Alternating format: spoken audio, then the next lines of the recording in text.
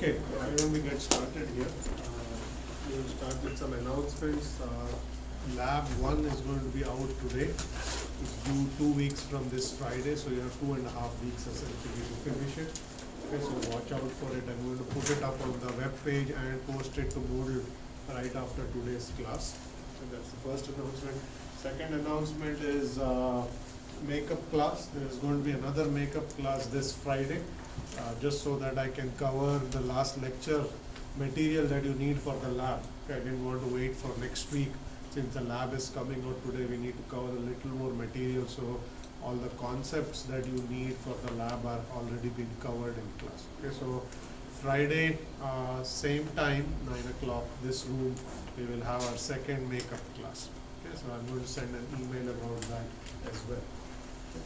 So let's just get started here.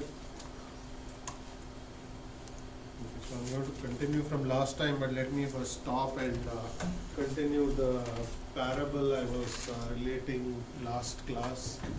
This one is called The Lion and the Fox. It's actually a continuation of the story from last time. Okay, so the story goes as follows. There's a lion in the forest sitting outside a cave, and a fox comes along. And the fox looks very sad. The lion asks the fox saying, "Why are you so glum?" And the fox says, "I broke my watch, and it's a really expensive watch, a wristwatch." And then the lion says, "Let me fix it for you." And then the fox says, "How could you possibly do that? Your paws are too large, your nails are long, and you couldn't possibly fix such a fine instrument." And then the lion says, "Let me do it anyway." So he goes inside the cave, comes back a little while later, and the watch is all fixed.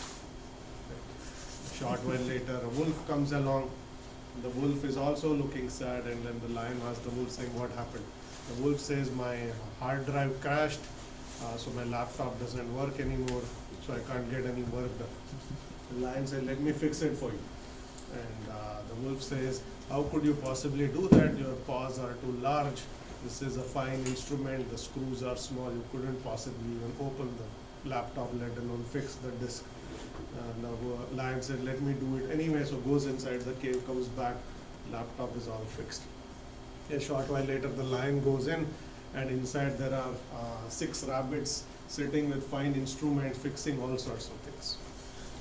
So the moral of the story is, it doesn't matter what you know, what matters is what your graduate students do.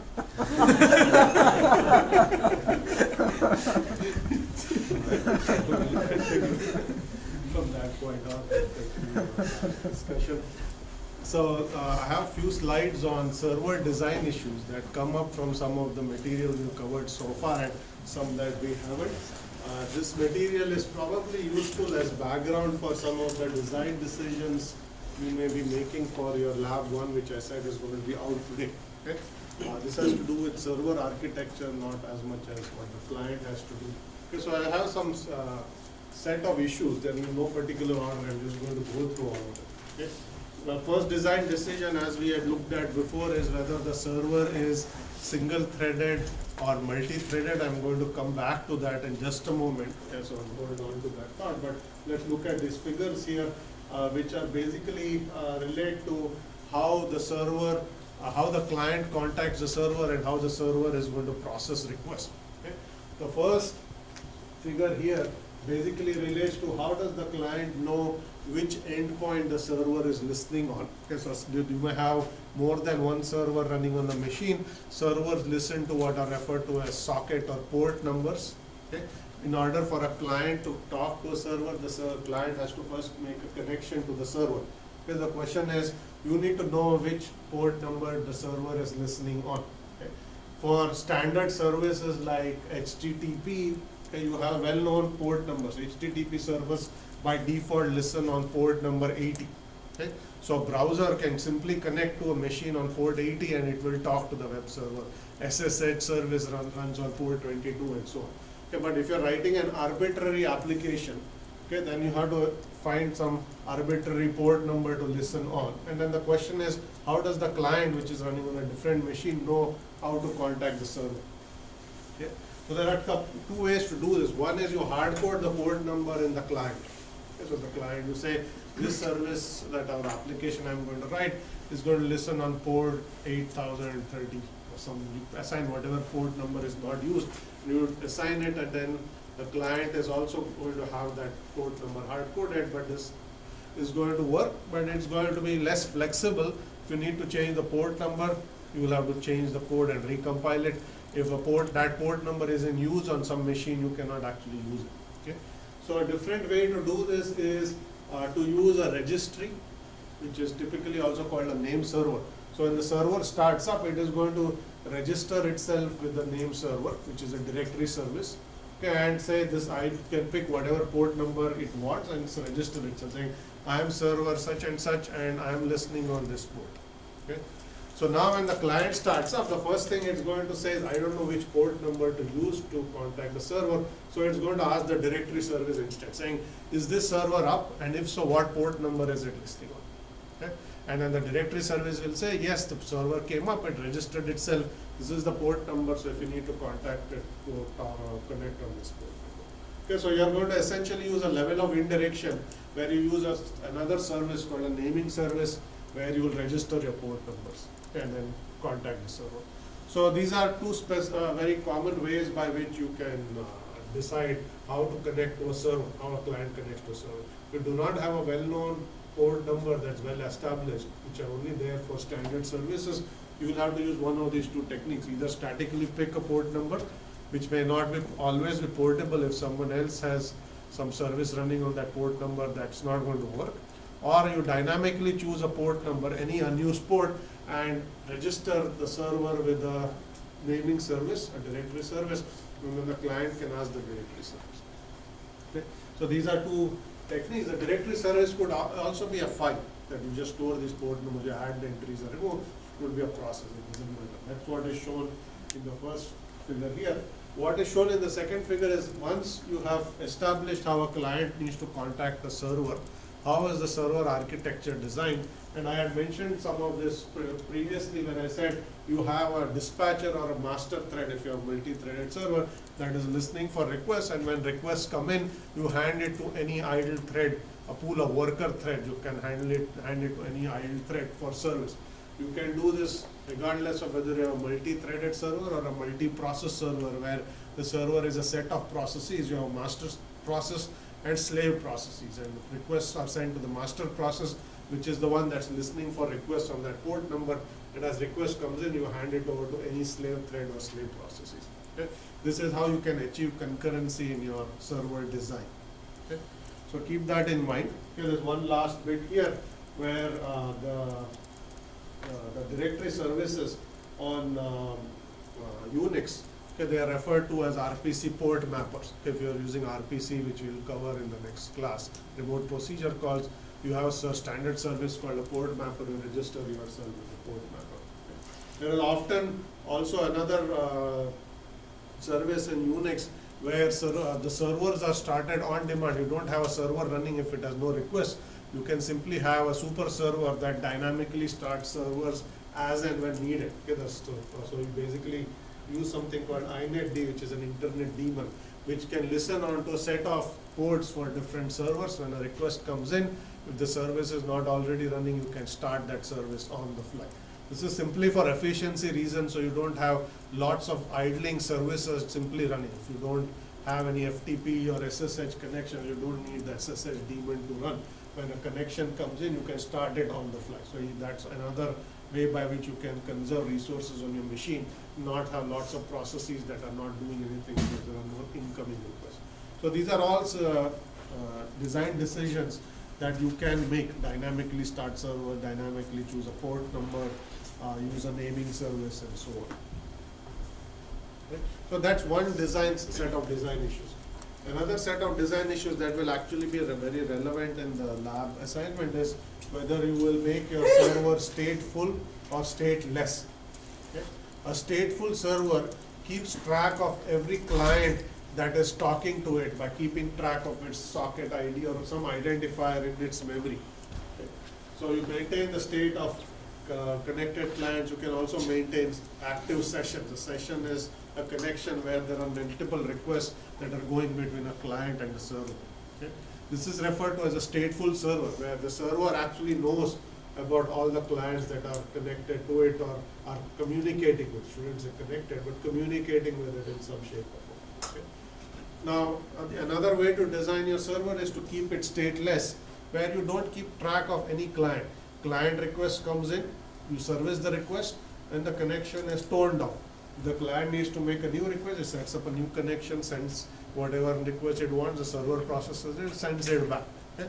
So the server is simply accepting requests, processing them, sending back replies, and not keeping track of what clients are sending it requests. None of that is actually happening in this case. Okay? This is referred to as a stateless design. So you could make your server stateful, or you can make them stateless. You can also have something in between where you have something called soft state, where you can keep state of the client for some period of time and then drop it if the client doesn't send any connections or any new requests to the server. Now, whether to make your server stateful or stateless will have important design implications on how your system is actually going to be built. Okay? If you have requests that are coming in, and you just have to process the request and send back a reply and nothing more has to be done at the server, it may be fine to choose a simple design and keep the server stateless. Okay? On the other hand, if this server has to track something on behalf of the client and asynchronously send notifications to client, let's say you want to do push notifications. Okay? Many servers provide push notification services. To enable anything like a push notification, you need to keep track of the clients. Otherwise, you don't know who to push what type of notification. Okay? So for any kind of service that requires you to do push, you actually have to make the server stateful, which is keep track of all the clients. Anytime any information needs to be sent to the client, whether the client asked for it or not, if you have to push, then you will have to make your server stateful. Okay? So, and when you keep the server stateful, you will have to keep track of every client to whom data may need to be pushed, for example. Okay?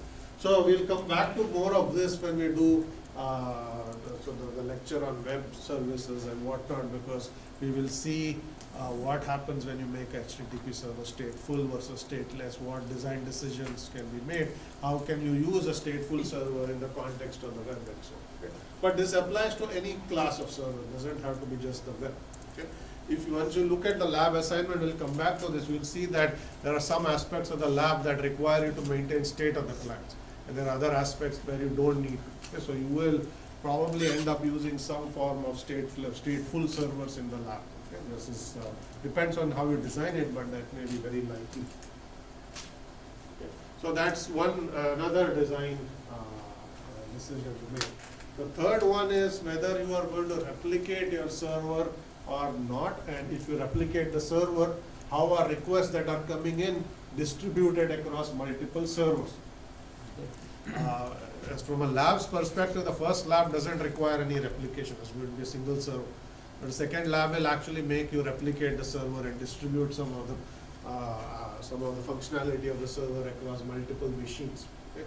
So this is going to be more relevant for subsequent assignments, not the current one, but nevertheless I will say something about it here.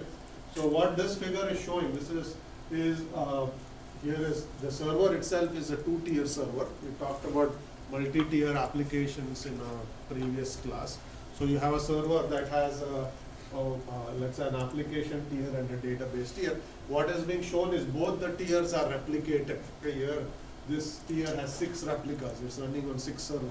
Code of this that belongs to the app server, and the database is also replicated, and there are 3 database servers that are all replicas of one another that are servicing queries that are coming in. Right?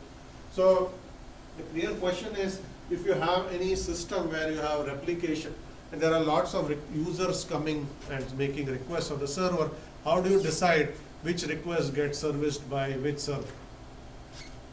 Okay. One choice you could make is you ask the user statically saying, if you are a user, you go talk to server 10. You go talk to server 5. You can tell the users, and the users will have to make a decision of which server they connect to. But that's not a good design decision, because a priori you don't know how many users are going to access the server, and you can't tell the users unless they ask you which server to connect to. So what needs to happen is, as user requests come in, you have to decide for each request which of the server to send it to. Is that clear what I just said? Okay. This is often done by what is called a load balancer switch that sits in front of the server. Okay. So the job of the load balancer is, if n requests come in, you distribute those n requests across however many replicas you have. Okay. Any policy could be implemented in the load balancer. You can simply do round robin. Okay. So the first request comes in, you send it to the first server. Next request comes in, you send it to the second server. Third request comes in, send it to the third server, and so on. So each request you send to another server, and then basically you are going to get a load balancing effect, because requests are being split across all of the servers in your system. Okay. This is the job of what is referred to the dispatcher or a load balancing switch. Okay. So there is some entity that's going to sit and then distribute your requests across all of the replicas. That is one way by which you can implement replicated servers, and you dynamically load balance your request across a group of servers. Is that clear? Okay. Now there are some subtleties here that you may have to keep track of. So for example, if you have state or active user sessions, you may not be able to do very straightforward load balancing. Okay, let's just give an example. So let's suppose this application is being implemented or is implementing online store. Okay? And the store sells products, so users can come and put a product into a cart and then check out the cart and pay for it and so on. So there is some state that the server is maintaining for each user. So the state could be what is in their cart, for example. Okay, so if you put a product in the cart, you keep state saying this user has put this product in their cart. That's a state that the server is going to maintain on behalf of the users. Okay. Now let's say when the user first came in, they were assigned to the first replica. Okay, and then they put a product in the cart. So that state is now actually in the first replica here. Okay. If the next time they send a request saying, I want to check out, that's a separate request. If that request goes to some other replica here, because the load balancer is blindly doing round robin load balancing, that's going to cause some problems, because the new server has no concept of what the user has done until now. The state of the user session and the cart is in the first server, which is where the first request was sent, for example. Okay. So when you have stateful servers which are tracking state for each client, the load balancer has to be more intelligent and figure out when this user came previously, which server did I send that request to, and all subsequent requests of that session are to be sent to the same server, because that replica has some state that is tracking for the user. Otherwise your application won't function if you do pure round robin. Okay? If you are stateless servers, this doesn't matter. You can just do pure load balancing because there is no state being maintained. any server can service any request. But if your server is stateful, the server has kept track of what the user has done or has some state that it's tracking, then the load balancer or the dispatcher is going to be more complex. It has to track what has been done previously, what replica was servicing this user, and send all subsequent requests from that user to that server. Other users can be assigned to other servers, but for a particular user, you may have to map it to a server, and the entire session has to be mapped to a server.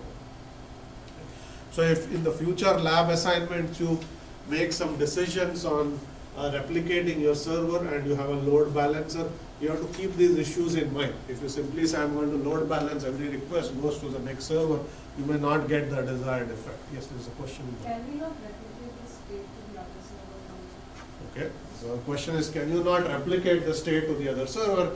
Clearly, that's another design decision you could make. Okay? You could say that I also replicate the user state.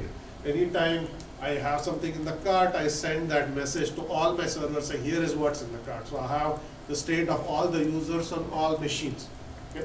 If you design your server that way, then load balancing becomes simpler because there's no dependency of a user and a state. State is completely replicated. But it complicates your user system design because anytime the state is changed, you are broadcasting it to all other servers. So you have to now maintain consistency. Okay, so you could do that, and then you have to deal with the consistency of state across all servers. Okay, so any of these design decisions make sense, but you have to weigh. Is it more complicated to replicate the state, or is it simply more easier to map a single user to a single machine and not replicate state? Yeah, because other users get spread onto other machines, but the user is mapped onto the machine. Okay. So these design decisions are going to have important implications on what actually is happening. Okay. There are other things you could do where you can make the presence of the load balancing switch. You don't have to do it in the lab, but in web applications they often do this, where a request comes into the load balancing switch. The load balancing switch does what is called a handoff, which is a redirect. Okay. It simply redirects the request to one of the servers in the pool. Okay. And the response actually comes back from the server, not from the switch. Okay. So the client has connected, the web browser is initially connected to the switch has handed the connection over to a server, saying you go fill this out and process this request, and the reply is now actually coming back directly from the server instead of the server sending the reply to the switch and the switch relays it back to the client. Okay. Because the initial HTTP connection was between the client and the switch, not the client and the server. So this requires you to do additional, deal with additional complexity where web browser connects to one entity. In this case, it's the load balancer. Reply is coming back from some other entity that you did not expect. If you send a request to some server, you expect the reply to come back from that server, not some other server. Okay. And it requires you to do some networking, implement some networking mechanisms where this server has to masquerade the IP address of this switch, so that from a client's perspective, even though the reply came from the server, it looks like the reply actually came back from the initial switch that you connected to, because that is where you have an active TCP connection. If you get a reply from some other random IP address, you don't know what to do with it. Okay? So in this case, you have a bank of servers that are all masquerading. They have different IP addresses, but when they send replies, they change the IP address to make it look like the switch is the one replying. This reduces the load on the switch. Otherwise, all the replies come through the switch, and the switch may become a bottleneck. And this is meant for better scalability. Okay. So you may have to actually go and implement additional optimizations in the networking stack just to implement replication seamlessly. We won't go into all of that in the context of the lab or anything like that, but in your real systems, they have to do things like this to improve performance. Any questions on this? Okay, specifically the first part, which may be more relevant to your questions. You said that we could broadcast the state of the client throughout all the servers. Couldn't we just save it on the database and then every time the client connects to you, just put it? Okay, so you are saying why broadcast the state, why not save it on disk? Okay? You could do that. I mean, you have to ask the question, is this memory state something you keep in RAM, or you can keep the state on disk? You could certainly persist the state on disk, in which case if the request comes to some other client, that client has to then, it comes to another server, that server can go back to that disk state, assume the disk can be accessed on any machine and pull it from there. It's going to add an overhead. A disk I/O is much more expensive than memory. It's not that it cannot be done. Okay? In fact, sometimes servers will do this, but not because they want to do load balancing, simply that user puts something in the cart and goes away. Okay? You come back later, if you say, look, you have some items in the cart, would you like to buy it? The user may actually buy it and you make money. So you may actually save state or disk for other reasons, because you can't keep it for a week in memory. So hour, it's a different matter. So you can persist the state on disk. It adds additional complexity. All of those are design decisions. None of this is not something you would not do. It depends on the scenario. What is the cost? What are you trying to achieve? Okay, so you will have to make the right decisions. Any other questions here? Okay, so that's server clusters. Now, the last thing I'm going to talk about is on the architectural aspects, and then we'll move on to other things. So this is going to depend, this slide is going to discuss what are the various architectures you can use to implement your server. Okay? And we have looked at this already. Okay, the first one is a single threaded process architecture. It's called sequential architecture. Okay, then you can use what is called a concurrent or multi-threaded architecture, and there are a couple of different ways you can implement concurrent architecture. Okay. Sequential architecture is very simple. Single process, no threading. Okay. Server is simply listening to a request. Request comes in, process the request. If other requests come in the meantime while you are processing the request, they are queued. Okay, they're just going to sit there. Okay. In fact, you don't even implement the queue. They're simply going to sit on the queue of the socket. And then once you're done processing the request, you accept the next request, you process it. Most straightforward way to implement a server. You're not going to give any concurrency or any parallelism. Okay?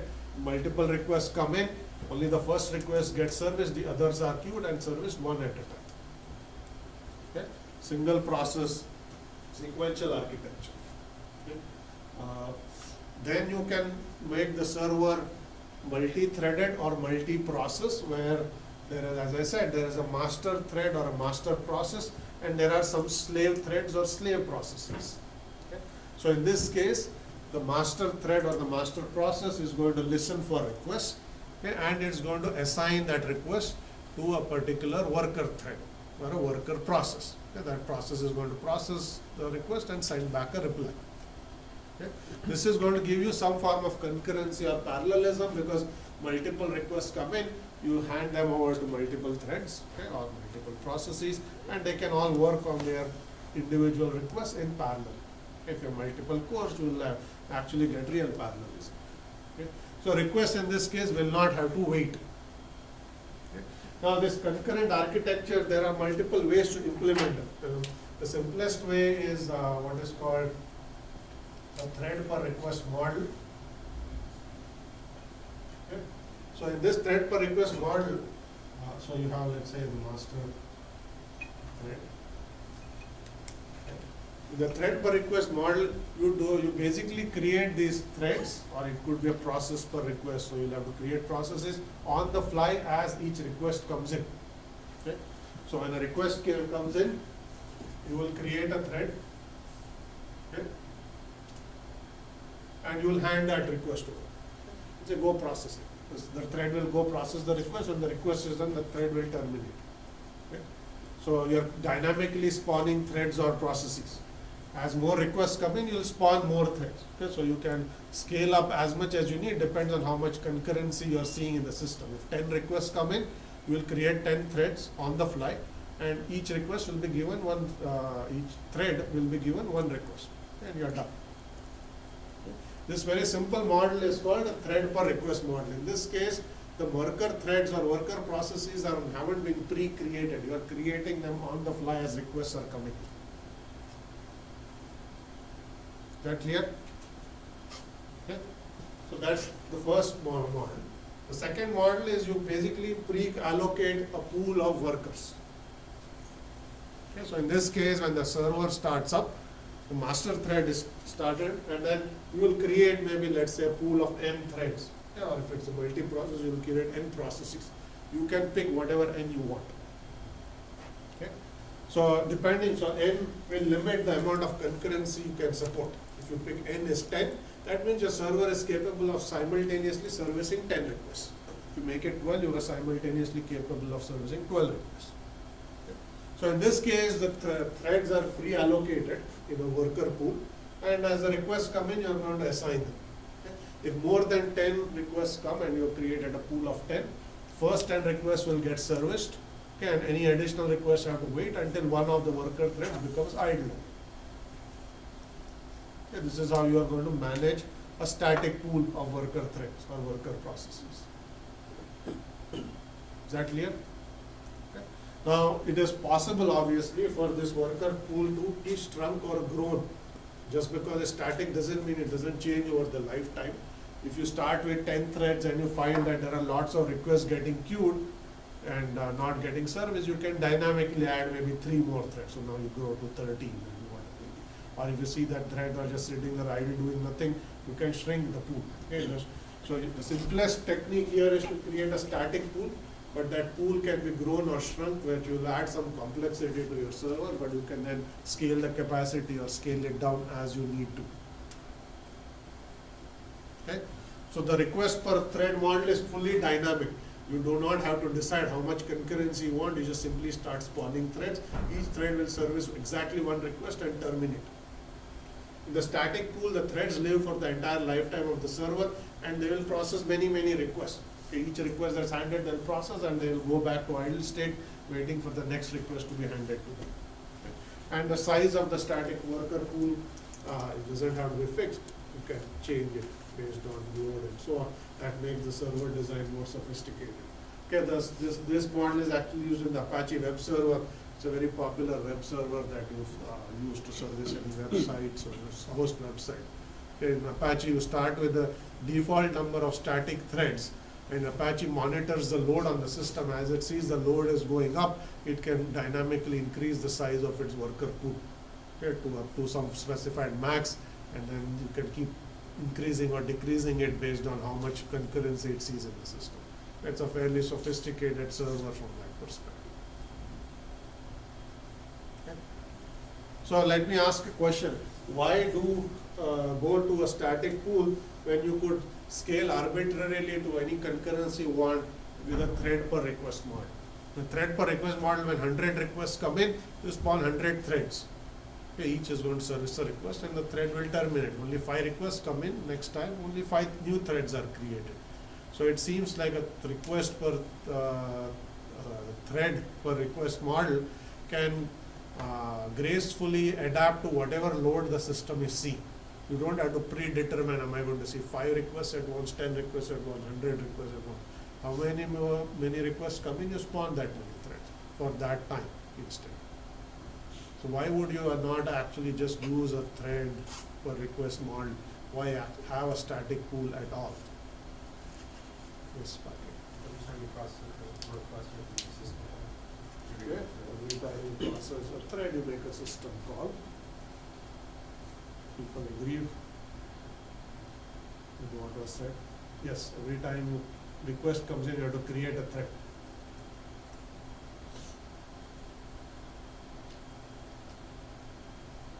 Good or bad?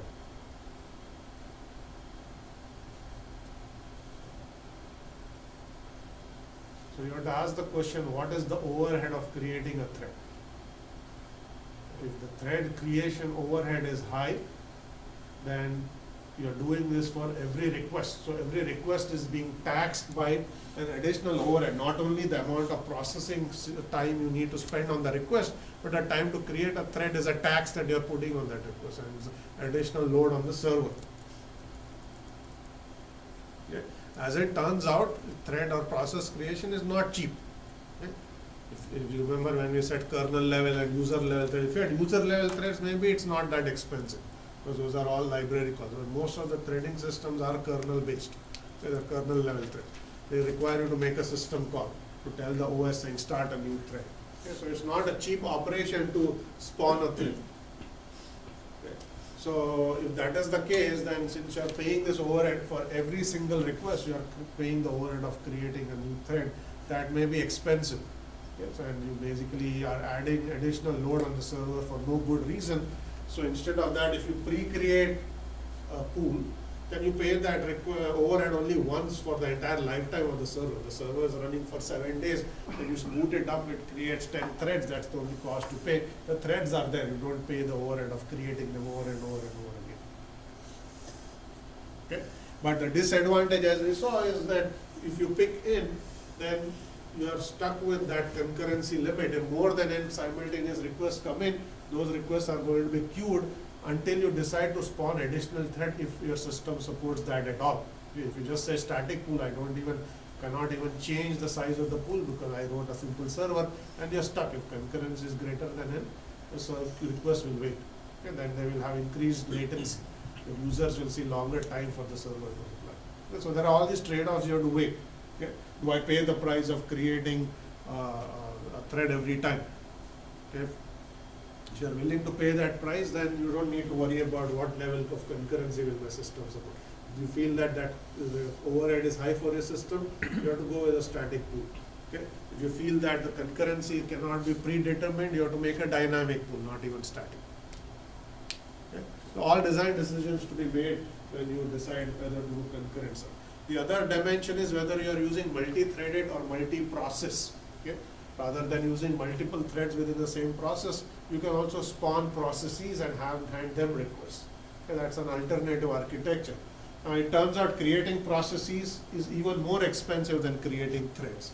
So if you go for a process per request model, every time a request comes in, you're going to start an entire new process just to service that one request, and the process will terminate. That's an even higher cost. So if you have multi-process architecture, often you are going to go with a pre-spawned pool because process creation is even more expensive. Thread, if you have threaded servers, some servers still go with the request per thread model because that is easier to code up and whatnot. But when you have multi-process architectures, you will not do that. You often go with a static pool, or you can change the pool on the fly. And then there is one more architecture which is called asynchronous architecture. That is often used if you have a pure sequential model, where I said you can only service one request at a time. The only way to get any sort of concurrency in a pure request model is to implement your server with what are called as asynchronous non-blocking calls. So what would happen in this case is request comes into your server. It's a single threaded server. Okay, let's say it's a web server, just as an example. Request comes in. The server has the client has requested an HTML page, let's say. A very common type of HTTP request. The way the server will process this request typically is it will go and fetch the file that stores that HTML page. So you'll go read the file and you will send the contents back to the client. Okay, that's how you service the request. If you ask for an JPEG image, the image is typically on disk, you're going to go fetch it from disk and send it back. Okay. So typically request processing will involve some I/O. And I/O is blocking. Okay, that means when you are trying to read the file from disk, the server is going to be, process is going to be blocked. Okay, because you have to wait for the disk I/O to finish for the file to be read in before you can reply. Okay. So while this I/O is taking place, not only is the server blocked waiting for this request processing to complete, all other requests that have come into the system are also queued up and also blocked. Okay. So one way to actually not have this in level of inefficiency is to implement non-blocking I/O. So in this case, when a request comes in, say give me this HTML page, you make a file system read, you say read this contents of the file, but you use a non-blocking version of read, which says I'm not going to wait for the read to finish, I'm just going to issue the read to the OS, and the OS will notify me later when the read has finished. So you can continue execution. So what you would then do is, since this request is still being processed by your file system, you'll go take the next request from the queue and start processing that request, and maybe you'll issue another I/O call. Okay, and that is also non-blocking. You send off saying go read this other file, and then while that is in progress, you can go process yet more requests. Okay? At some point, some of these I/O requests will finish. The OS will signal the server saying your first I/O is finished.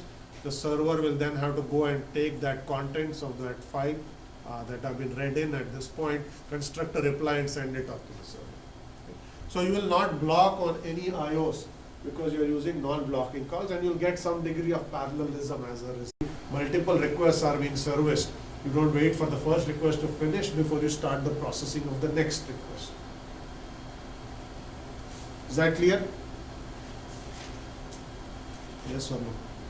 Okay, so if you look at the timeline of how the server is processing requests, so let's say this is time. If you had a pure sequential server with blocking calls, you will basically say this request 1 came in, you processed it. Then request 2 you picked up from the queue, started processing it, request 3 and so on. Right? And while each request is processed, all requests are queued. Okay?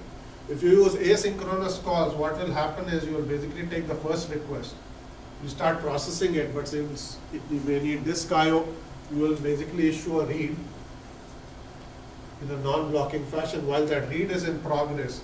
Okay, so while IO is in progress, you can pick the next request. Okay, if you start processing it, it will issue another IO, and then you will basically do IO processing, you will do the third request and so on. Okay. So you have overlap of CPU and IO happening in your system, okay, through non-blocking calls.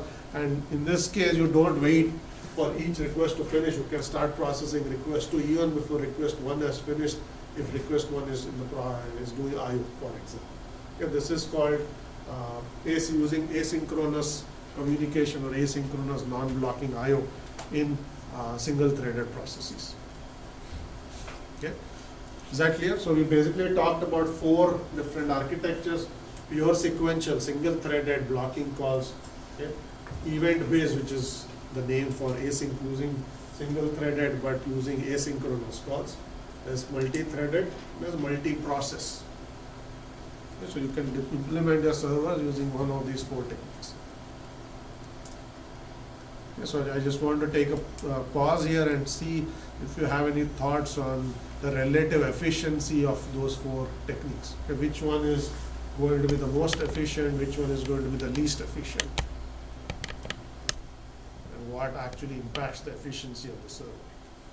So if you had to process, let's say, 10 requests total, okay, which of the servers will take the least amount of CPU time or the least amount of time, and which one will take the most?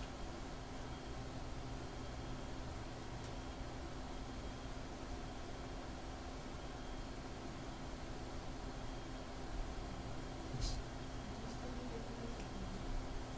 Most will be taken as sequential, okay. So time, and then what about the overhead?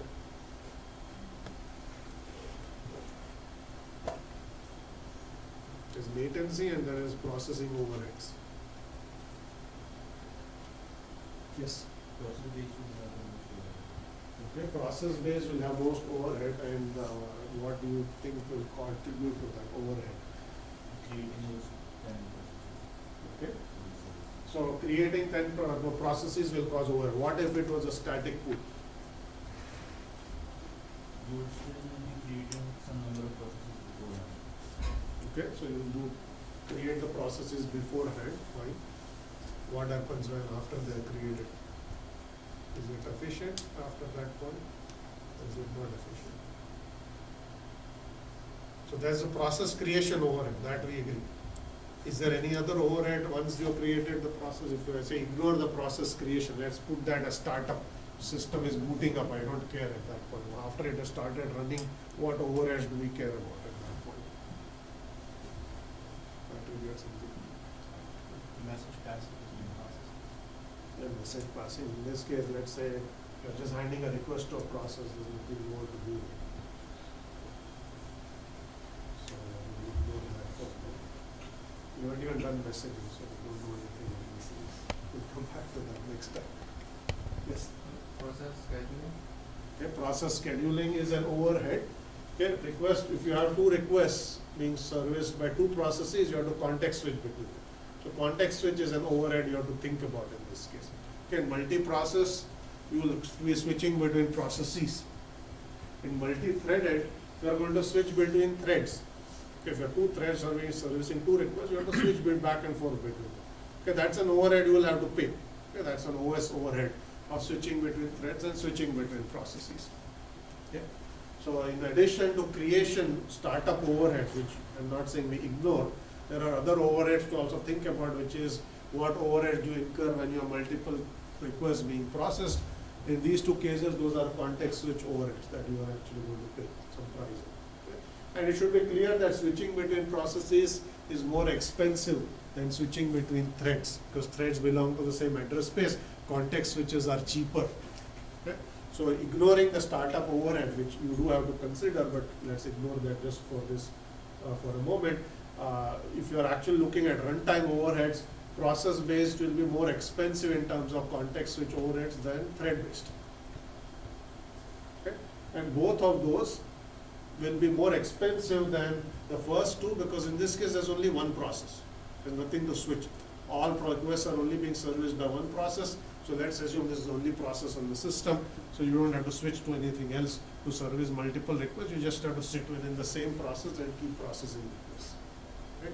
So these two architectures are going to actually be more expensive in terms of context switch overheads. They are going to be more expensive. Okay? There is more concurrency there that we should still keep in mind. Okay? So then the question is, pure sequential has no concurrency at all. It's going to be really slow in terms of overall latency. So how can you compare asynchronous IO, event-based versus multi-threaded and multi-processor? Which of them will have better efficiency from our perspective?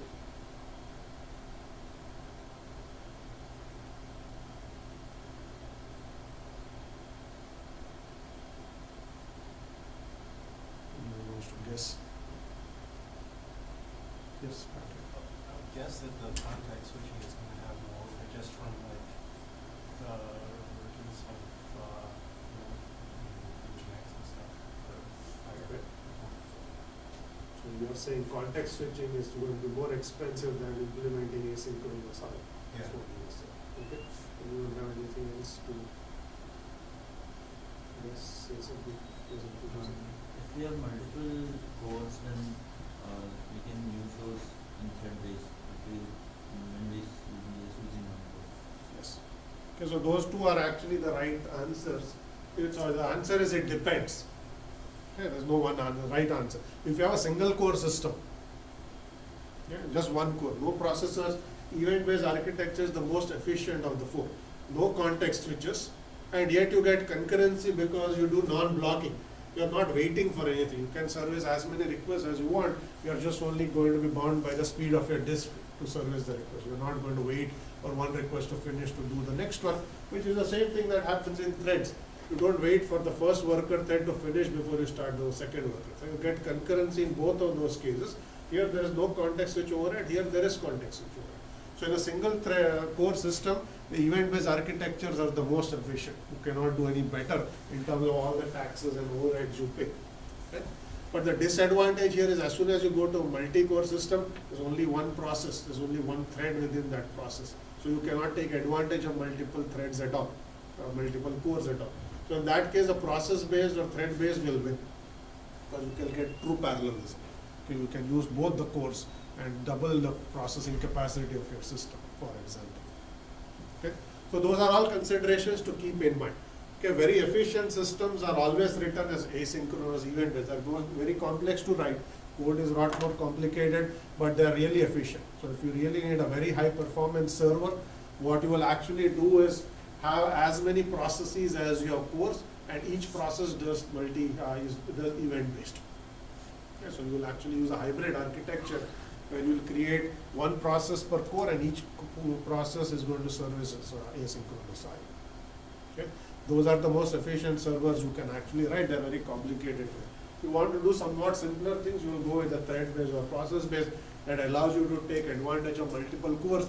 There's a little bit of tax because of context switch, but that's acceptable because you don't want to write a lot more code to get that extra 10% performance. But if you care about that, you will actually pay that cost. Okay? Any questions here? All right, so we'll continue from this point. So that's all the design decisions to keep in mind. I won't talk about scalability, we talked about it already before. I will move on to the next topic, which is related still on process and code migration. We mentioned some process migration, and I was talking about distributed scheduling, and we talked about the Sprite operating system, which I said you move a job from one machine to another, If the job is already executing, it's a process, you have to move that process. And I said at that point, we'll come back to this topic and look at it in a little more detail, which is what we are going to do today for the rest of the class. Okay, so I'll talk about how this works and so on. Okay. So when you are trying to migrate any job from one machine to another, and why we migrate we looked at before, we could just be simply doing distributed scheduling. One machine gets overloaded, it decides to offload some work to another machine, and if there are processes running or new jobs arriving, you just offload those processes or jobs. That requires you to migrate a process or migrate a job from one machine to another. So the question is, what are the OS level mechanisms you are going to need to implement this? Okay. So that's really what we are after, and I'm going to distinguish between what we will call as process migration versus what we'll call as code migration. Okay? So in a process migration, which we also call strong mobility, you already have a process that's executing in a OS, and you're taking the entire process and moving it, which means you're taking its memory state, all of whatever it's accessing, and you're moving that to another machine, and the process continues to execute on the second machine. Okay? This is referred to as process migration. Okay? Code migration is something much simpler. Okay? In code migration, think of it as you have the source code, or maybe not source code, maybe binary of the application. You simply move the code and you start a new process on the new system. So you're simply moving code and then you start a new process using that code on the second system. It's much easier to do. And let's say you have a script, a Python script or some such thing. Code migration simply says take that Python script, copy it to the second machine, start the script there. That's code migration. Okay, much simpler to do. You can just do this yourself manually. Instead of running the script on one machine, you move it to another machine and execute it. Or you could move a binary, it doesn't matter what the code is, simply moving the code to second machine. Okay, this is referred to as weak mobility. Okay.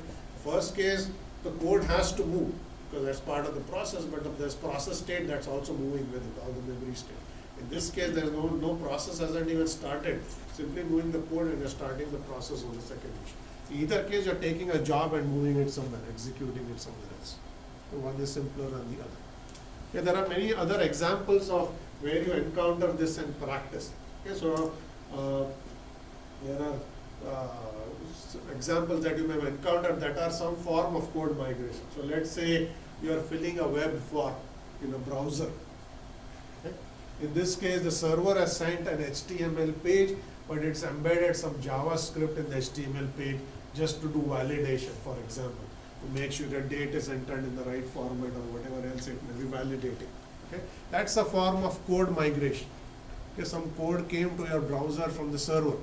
Your browser actually has a JavaScript engine that is executing the code. Okay? The code migration. Same thing if your Java applets, which are not used anymore, or Flash code, the server is sending you some program that is either written in Flash or in Java as an applet. Your browser downloads it. So the code came from the server to the browser, the code is actually executed in the browser. Okay, that's another form of code migration. Okay. So it's more common than just distributed scheduling is what I'm just trying to point out. Even some simple things like you make a search engine query. Okay, you just go to Google, you type in some keywords and you send it off.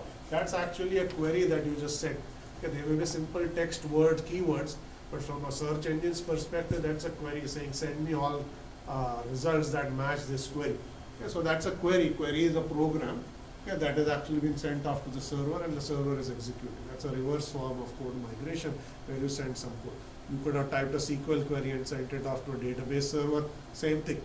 Okay, send a server SQL query from one machine to another. So all of these are examples of code migration. Okay, the process is instantiated at the other end. Okay. Process migration we already talked about. Distributed scheduling is the most common use case of why you may need process migration. It's often done for load balancing purposes. There are more processes on one machine that are imposing the heavy load. There is another machine or some other set of machines that are lightly loaded. You move the processes there and you run them there to completion. Okay, so that's an example of process migration. Okay, strong mobility. There are other use cases for doing code or process migration. Here is an example of what is referred to as driver on demand. Okay. It's an example of code migration. So this is a very straightforward use case. You have some new hardware device, let's say it's a printer. You simply plug it into your machine. Okay? It's not pre-configured, so there's no driver for it on your machine. Okay? The old way, you manually, the user has to go fetch the driver and install it. Okay? Only then can you make the piece of hardware work. Okay? Most modern operating systems, what they will do is they have a library of all the drivers somewhere on the internet. Okay? They will actually recognize that this is a printer of this type. They'll go query the library saying, do you have the driver?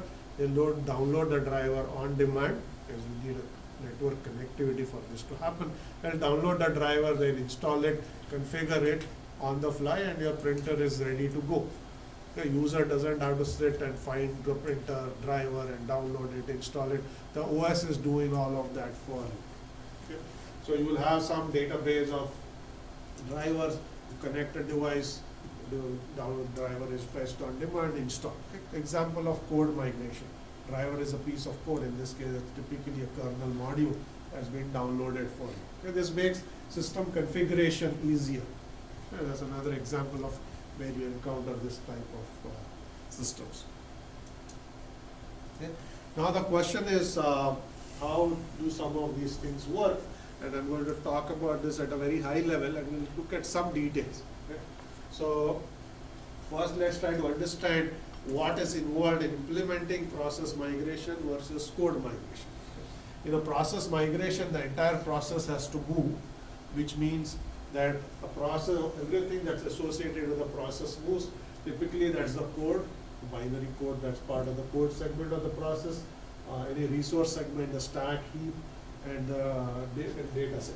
Okay, so if we draw a picture here, and drawn this picture a while back. So if you look at a typical process, okay, that's executing in memory.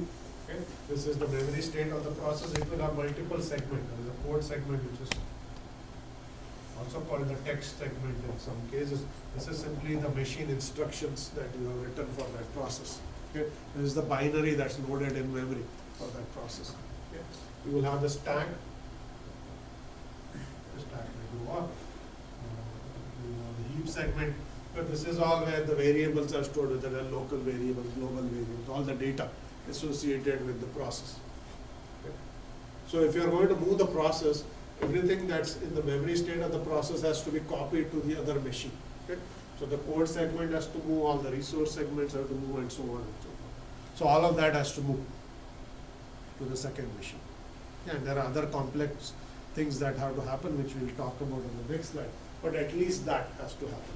Okay, your OS has to support this function where it takes the process state and moves it.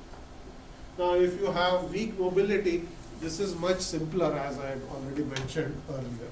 You are simply taking the binary program from a disk and copying it over to the new machine, or if it's a script, you're simply taking the script file and copying it to the other machine and just starting it to execute it. So the process is set up after the code moves, you start a new process there. This is much simpler to implement. Okay, you don't have to go and do this complex thing where you're taking the memory state and moving everything over. That's a lot more complicated to do. Just moving some code and restarting a process is much more straightforward. In some cases, you may not have to move anything at all.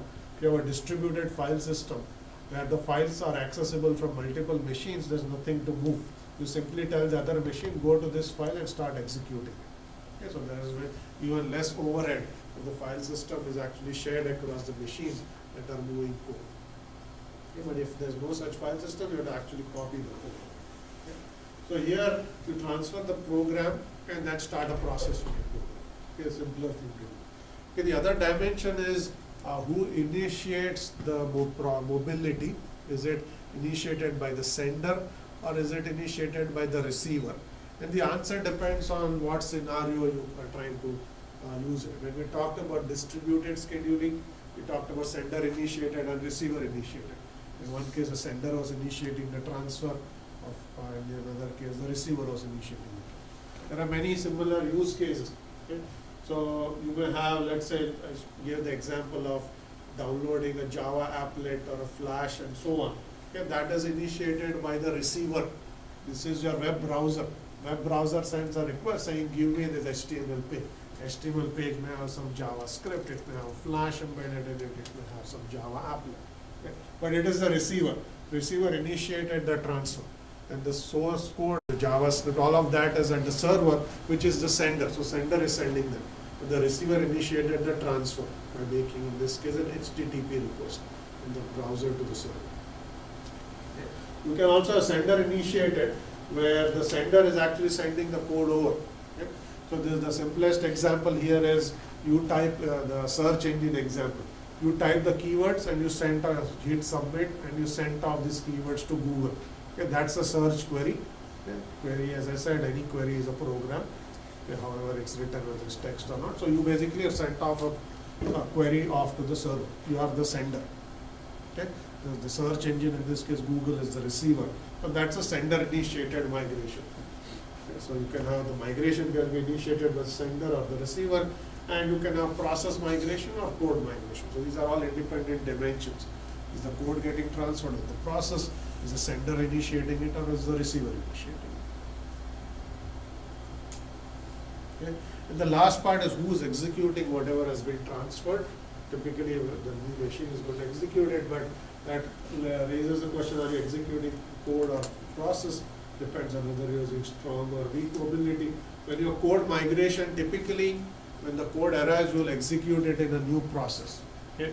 You send off a bad job, the bad job is moved to a new machine, you start a new process for the bad job. And that's not always the case. Okay. In the browser example, the code that has come over to the browser may execute in the context of the browser process itself. You don't even start a new process. Okay. Browser is already running. You you fetch a web form. Web form has JavaScript in it. Okay. The JavaScript is actually executing in the browser process. You don't start a new process to execute the JavaScript. Okay. So in what that means is even in code migration, when some new code arrives, you may not necessarily execute it in a new process. In some cases, you will execute it in the current process that requested it. Okay. So that's an example of code migration where you don't necessarily start a new process.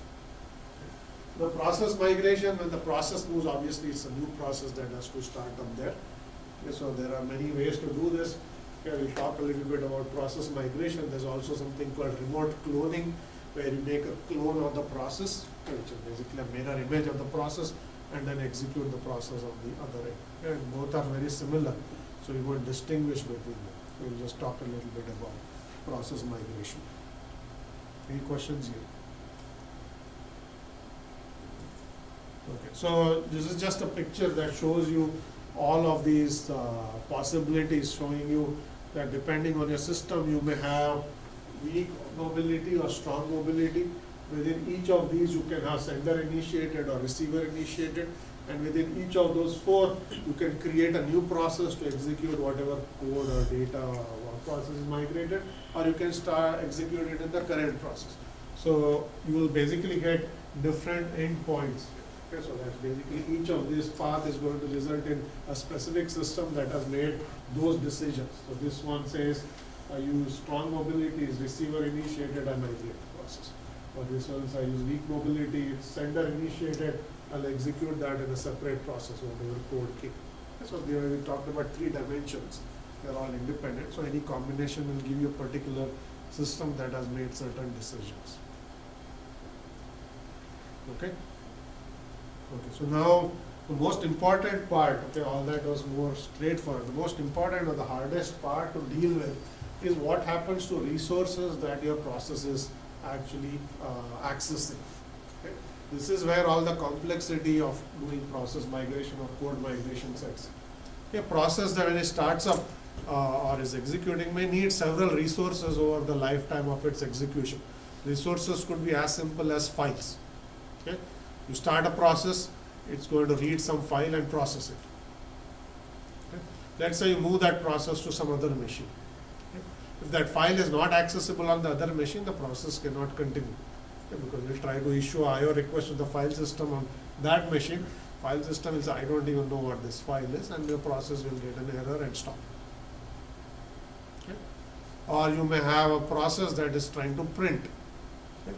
On your machine, you have a local printer, so it can print.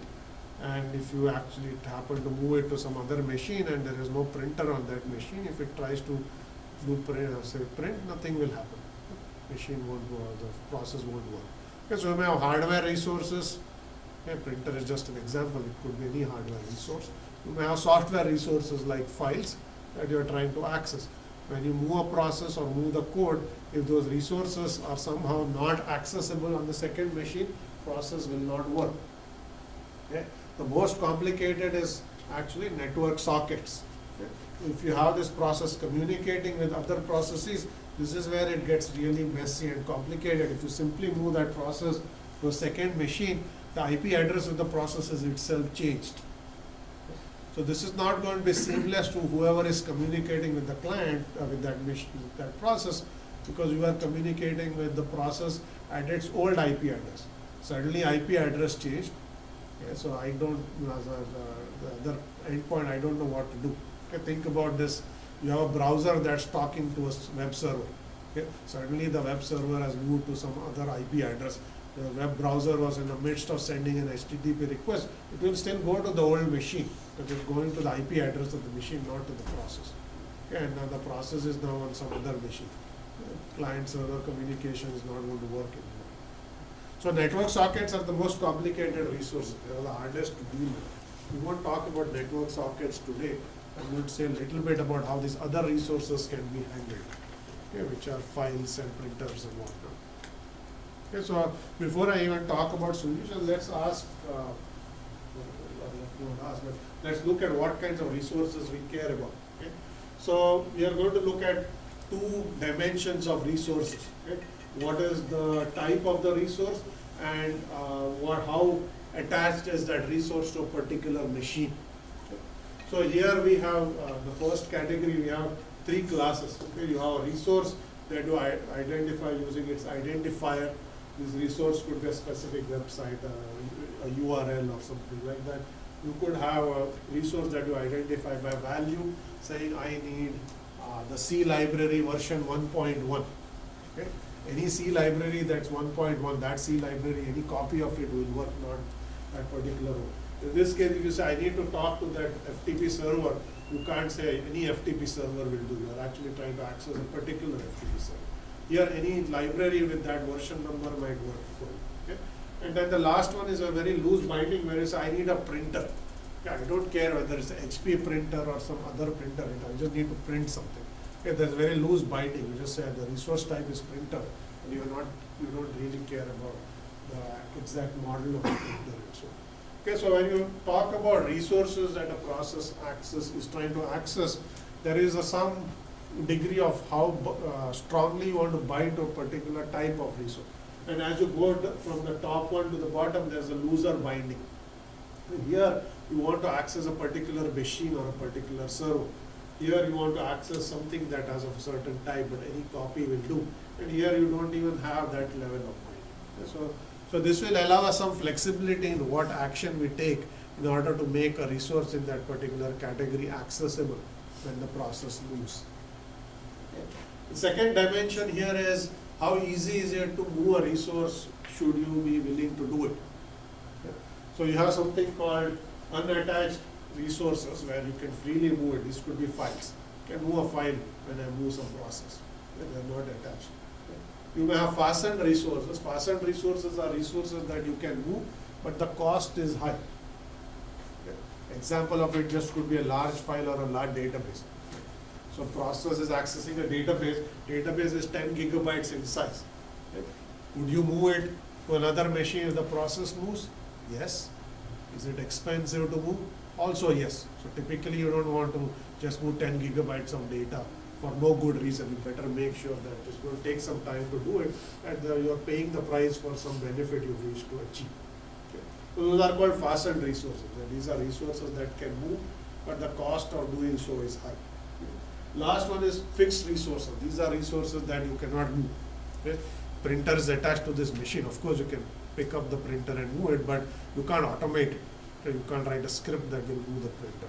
Okay? So that's not going to work. Okay? Network endpoint, same thing. IP address attached to a machine. You can't simply switch an IP address. Okay? So you assume that these things you are going to have to deal with in some different ways. You can't simply move it even if you are willing to pay the price. Okay? So we have different types of resources. Okay? They have different constraints. When a process moves, depending on where it falls, you are going to make different design decisions on how the process can continue to access that resource. Okay? And here is a table that's going to show you what to do or what you could do depending on whether you have a resource that you identify value or type, or whether it is easy to move, it is hard, expensive to move, or it cannot move. Okay? So depending on where you fall, you can make one of many decisions in many cases. Okay? So first, let's take the hardest one, okay, which is this one. These are resources that you cannot move. Okay? Those are the fixed resources. Process is moved, the process was accessing some resource cannot move with the process. How is the process going to continue to access the resource in this case? Okay, don't look at the slide, think.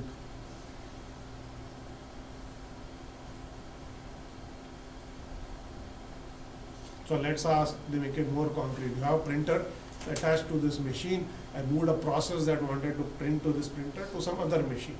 How is the process going to continue to access this resource?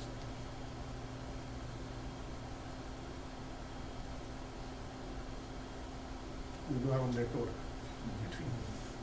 Okay, so you are going to do remote access. Okay. If resources cannot be moved, okay, and the process wants to continue to access those resources, you allow it to do so, but you say remote access, no longer local access, not a local printer anymore. So you make sure the printer is networked so it can accept print jobs over a network. You can do that, then there is no problem. You move the process, it will send the print command is going to come over network and it will print. You're done, right? So not really done, but I mean it's kind of done. So wherever you have fixed resources, you need to allow remote access because those resources cannot be moved. Okay, otherwise the process is going to crash if it cannot access the resource, it's not going to function. Okay?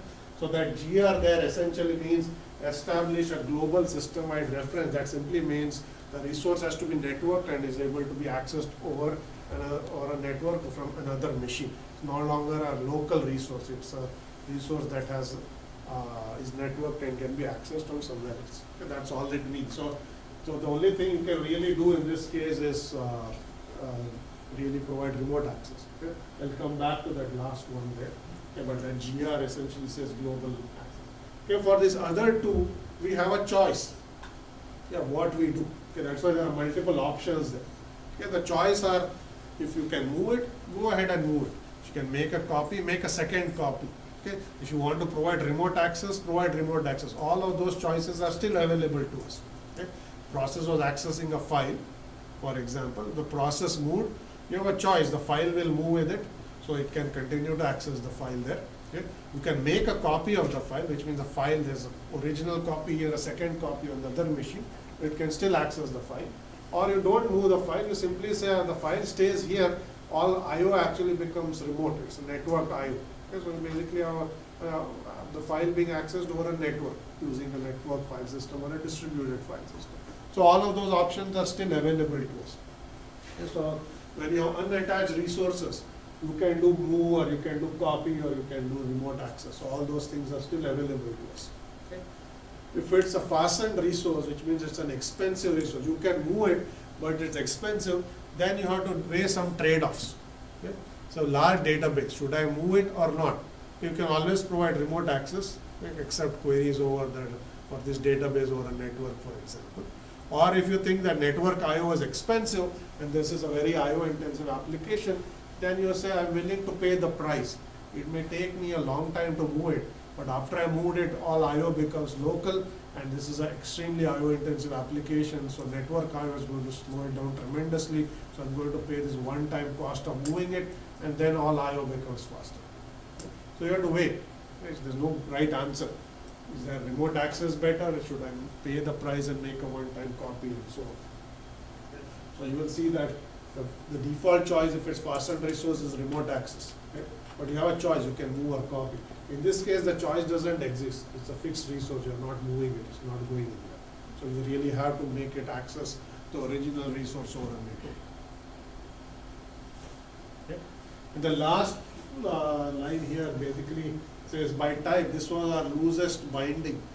because it said, if you remember what I said, here is by type essentially means I don't really care, it's a resource of a certain class, I'm not very finicky about it being exactly the same resource. Here your final option which says rebind, which means find any equivalent other resource and that will do fine. Printer is a good example. There's another printer on that new machine. I don't need to send a network job here. I can simply print to that printer. It doesn't matter to me whether it's a Canon printer or HP printer. I just need to print something. Okay. So I rebind, which means I find something that can replace and provide the same functionality. That's called rebinding. Okay. You're not making a copy.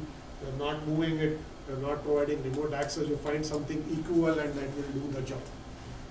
Okay. So when you have by type, rebind is always an option. So you find something that will be equivalent, go ahead and use it. Okay, is that clear? Any question? Yes. Does remote cloning means that all its resources are remotely accessible? Okay. Question is, does remote cloning means all the resources are remotely accessible? Remote cloning is just saying make a copy. Okay, clone means make a copy. It doesn't tell you how the resources will be accessed after you made the copy. That simply means here's the process. This is his memory address space. Take all of its bits and just make a copy on some other machine. Okay. But if it was accessing a file on disk, you still have to deal with this problem. That's an independent problem. It doesn't actually doesn't get solved because you moved the process. You still have to figure out how the process will continue to run. Okay. Any other questions here? Okay, so there is, we're going to talk, so I'm going to just mention this, we're out of time, we'll come back to this next time. So here is another issue as to when you migrate the process or even code from one machine to another, what assumptions do you make about the systems which are the sender and the receiver? The default assumption is they're homogeneous machines. They're the same architecture, they run the same OS. So I'm migrating a Windows program to another Windows machine, or a Mac to another Mac, Linux to another Linux, and so on. Okay. But what if the two machines are heterogeneous? Okay. How would that work? Can I take a process that's running on Windows and move it to another process that's running on, let's say, some other operating system, different architecture? So by default, it won't work if the instruction set is different. Your binary, it won't even run on the other machine. But in certain restricted cases, it may run. Okay. So for example, if you are trying to do this for Java programs, okay, the underlying platform no longer matters. So long as you have JVM, okay, doesn't matter whether the original JVM was running on Linux machines. So long as you have JVM there, you can run it on Windows or whatever platform you want. So if you have some way by which you can abstract away the hardware resources, even you can even do a migration in heterogeneous environments. Or if it's a shell script, it's a Python script, it doesn't matter whether you have, so long as a Python interpreter installed, you can run a Python script on whatever machine you want. The platform doesn't matter. But if it's compiled C code, that is not going to run on some random other platform because there are binary formats matter, the instruction set matters. So if you're talking about migrating a process that's executing some compiled binary code, that is a lot more complicated or nearly impossible in certain cases. There are some limited cases where you may be able to do something. I'm going to come back to that next time. Also show you some other ways by which you can deal with this kind of complexity. There are a couple of slides remaining. Let's stop here today. I will continue this on Friday. For those of you who came late, we do have another makeup class on Friday. I will put that up there. So same time, this room this Friday. Okay, just to make up for slow holidays. We will sort of caught up. So we'll stop here today.